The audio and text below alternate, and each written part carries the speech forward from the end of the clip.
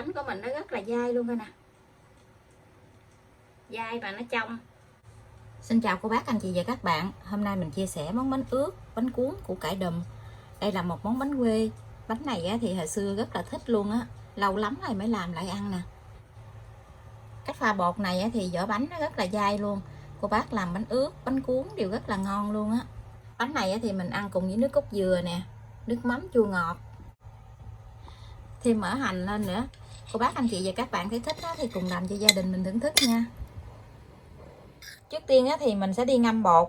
Bánh này thì mình ngâm bột trước để cho bột nó nở. Mình ngâm trước khoảng chừng 2 tiếng hoặc là hơn nữa cũng được. Còn nếu như có thời gian cô bác anh chị mình ngâm qua đêm cũng không sao nữa.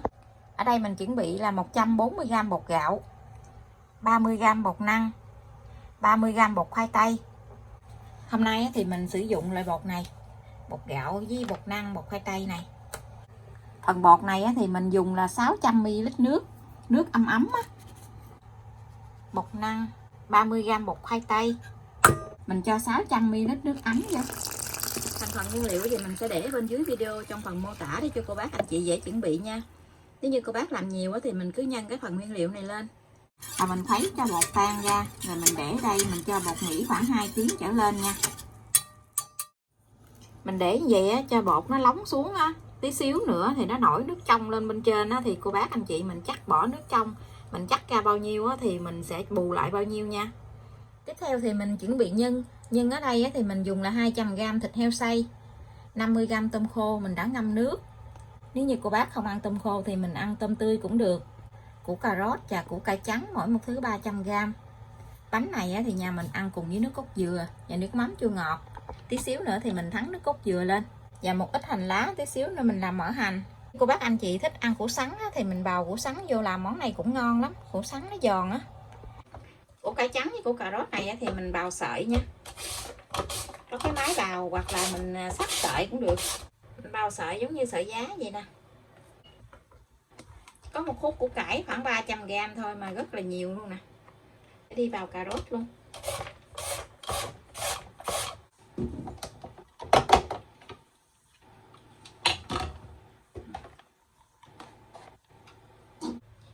Mình cho củ cải trắng với củ cải đỏ ra riêng để mình cho thêm tí xíu muối vô để mình tách nước cái phần củ cải này ra, để cho nó hết nước ở trong cái củ cải á. Chứ mình làm gì tí xíu nữa củ cải nó ra nước nhiều lắm. Mình cho khoảng nửa muỗng cà phê muối vô trong củ cải trắng nè, và khoảng nửa muỗng cà phê vô trong cà rốt luôn. Mình để khoảng chừng 5-10 phút thì cái phần này nó tách nước ra, rồi mình dắt cho nó khô lại. Chứ khi mình xào nhân á, nó cũng không có bị ra nước. Mình dắt cho nó thật là khô luôn. Củ cải mình đã dắt khô nước rồi. Bây giờ mình sẽ đi xào lên nha. Mình cho dầu lên trên chảo cho sôi để mình đi làm mỡ hành trước. Sẵn cái chảo gì nè, mình làm mỡ hành xong rồi mình xào thịt. Dầu sôi rồi mình cho hành vô. Mình làm gì để mình lấy cái chảo mình đi xào thịt luôn. Khỏi mất công làm dơ 2-3 chảo. Để hành vô nó xanh loại gì thì mình đổ ra được rồi. Mình chừa lại tí xíu ở trong chảo gì. Mình cho tỏi với hành tím vô. Mình tỏi thơm vàng rồi mình cho thịt vô mình xào. Nếu nhà cô bác làm nhiều thì mình chuẩn bị nguyên liệu này nhiều nha. Mình nêm gia vị vô trong nhân luôn, là mình nêm nửa muỗng cà phê hạt nêm, nửa muỗng cà phê đường, một chút xíu nước mắm. Mình nêm chút nước mắm để cho thơm, xíu xíu muối. Nhân này thì mình không có nêm mặn, mình nêm mỗi thứ một chút thôi. Nhưng mà cô bác nếm thử coi vừa khẩu vị của nhà mình là được nha. Mình cho tôm khô vô. Tôm khô này mình đã ngâm nước rồi. Ngâm nước cho nó mềm ra.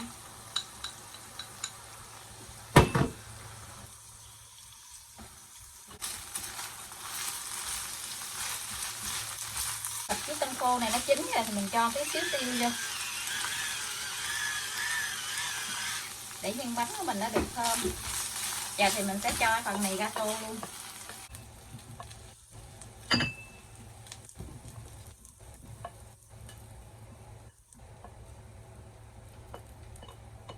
Mình để cái chảo như vậy luôn.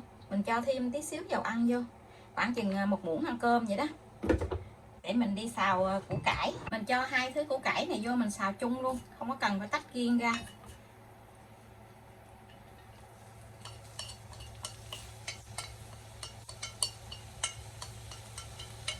Mình nêm gia vị vô trong củ cải luôn. Mình nêm hạt nêm, một chút đường, tí xíu muối. Rồi mình xào chín củ cải luôn. Mình xào mình thấy củ cải nó chín rồi thì mình thêm tí xíu tiêu vô cho nó thơm.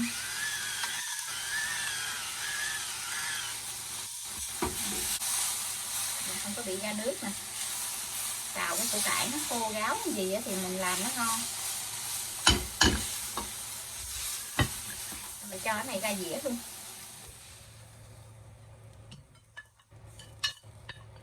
Phần nhân mình đã làm xong. Bây giờ mình chuẩn bị tráng bánh nha. Bột mình để đã lóng nước xuống vậy nè. Phần nước trong này thì mình sẽ chắc ra nha. Mình chắc ra bao nhiêu thì mình cho thêm lại bấy nhiêu. Mình chắc cái phần nước trong của bột nè.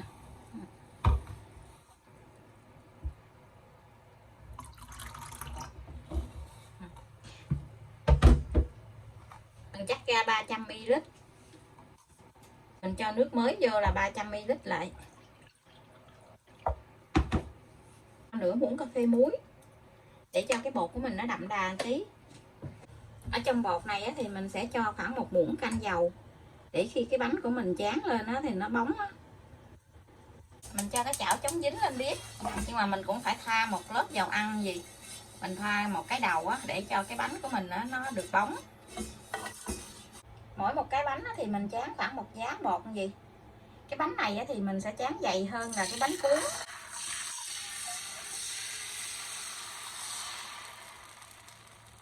Mình đậy nắp lại.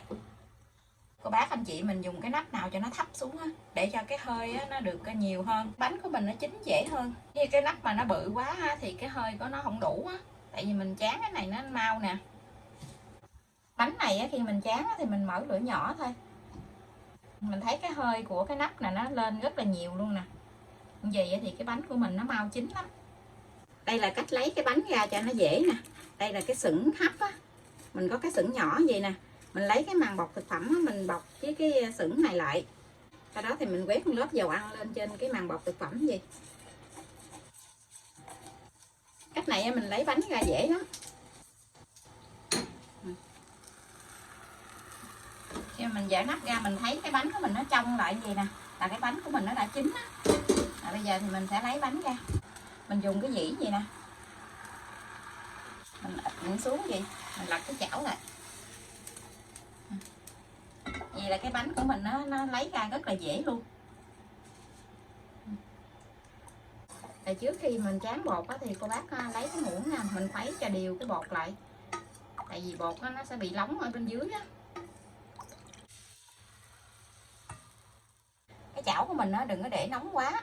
Để nóng quá khi mình đổ bột vô mà nó nghe một cái xèo một cái là cái bột của mình nó bị trắng nó bị khô. Mình để cho cái chảo nó vừa nóng vậy thôi. Mình đậy nắp lại, mình mở lửa nhỏ nha, để cho cái bánh của mình nó chín từ từ. Mình đổ cái bánh tiếp theo thì cái bánh này cũng đã gần nguội rồi, mình sẽ cho nhân vô. Trước tiên thì mình cho thịt vô nè.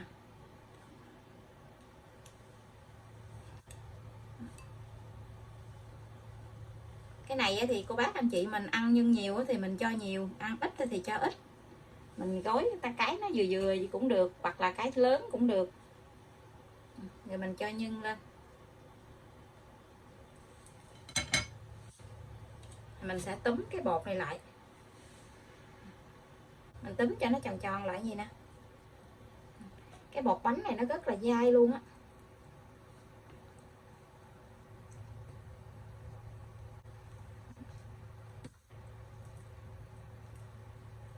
Mình túm lại gì, nó giống như cái bánh bao vậy đó.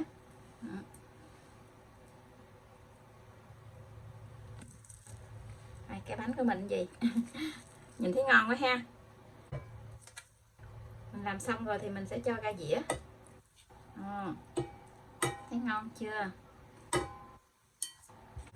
Cái bánh ở trong chảo cũng đã chín rồi nè. Giờ mình cũng lấy ra luôn. Lấy rất là dễ luôn mà cái bánh của mình nó mướt nữa.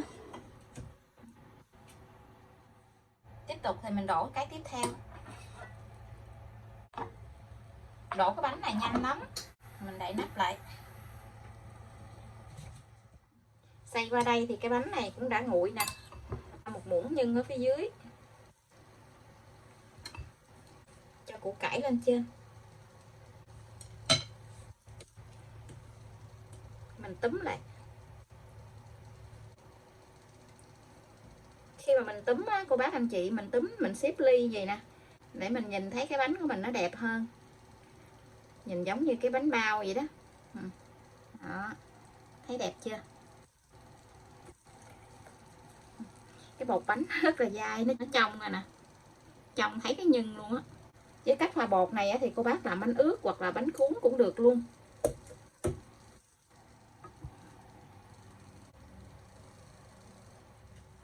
Cuốn xong cái này thì cái này cũng đã chín nữa nè.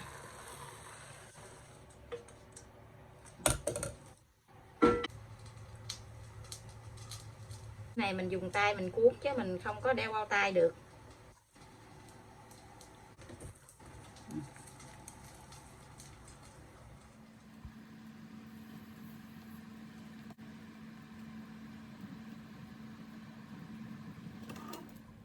Bánh mình đã tráng xong rồi nè. Mình cho thêm mỡ hành lên trên bánh nữa. Quá chừng hấp dẫn luôn. Và đây là bánh ướt củ cải đùm của mình đã làm xong. Cách hòa bột hôm nay thì cái vỏ bánh nó rất là dai luôn. Nếu như cô bác không có thích ăn cái nhân củ cải thì mình làm nhân bánh cuốn nè, hoặc là mình làm bánh ướt ăn cùng với chả giò, chả lụa cũng rất là ngon luôn. Bánh này ở dưới quê mình thì ăn cùng với nước cốt dừa nè, rồi chan thêm nước mắm chua ngọt lên nữa. Một lon nước cốt dừa này là 400ml thì mình cho khoảng một muỗng canh đường với một tí xíu muối. Nước cốt này thì mình ăn giống như nước cốt bánh bò, ăn nước cốt bánh bò, nước cốt bánh chuối vậy đó. Nước cốt dừa với lại nước mắm này thì dễ làm, cho nên mình không có chia sẻ.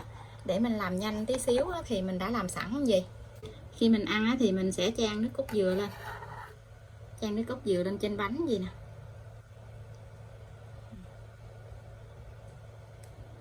cùng với nước mắm chua ngọt.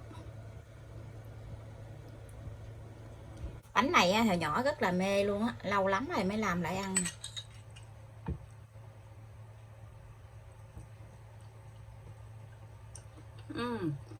Cái vỏ bánh nó dài dài rất là ngon luôn.